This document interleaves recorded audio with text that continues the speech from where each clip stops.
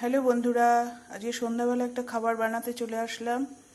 তা এটার জন্য লাগবে হচ্ছে এই যে পাউরুটি, আর তার সাথে আলু সিদ্ধ করে নিয়েছি, আর এখানে আছে কারি পাতা, বাদাম, আর এখানে পেঁয়াজ কুচিয়ে নিয়েছি, আদা গ্রেট করে নিয়েছি, আর টমেটো কুচি, কাঁচা লঙ্কা কুচি এই নিয়েছি। আর তার সাথে যাবে হচ্ছে চাট মশলা, আর নুন মিষ্টি হলুদ একটু পরিমাণ মতো দিতে হবে।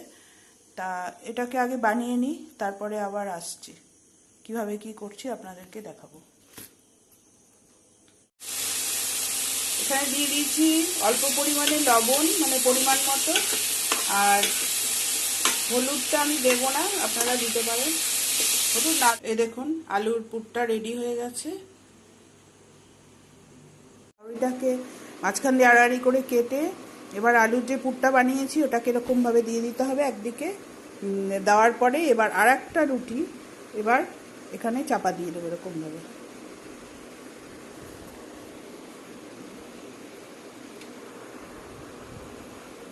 এবার এটাকে আপনি শুকনো কড়াইতেও ভাজতে পারেন। এই যে আমার তৈরি হয়ে গেল। এটা খেতে কিন্তু খুব সুন্দর লাগে। আবার বেসনের মধ্যে ডুবিয়ে তেলেও ভাজতে পারেন, দুই রকমই খেতে পারেন। এই একটা করেছি, এই যে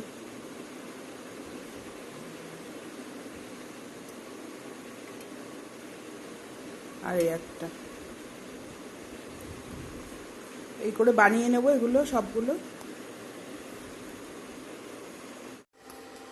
দেখুন বন্ধুরা কি সুন্দর হয়েছে।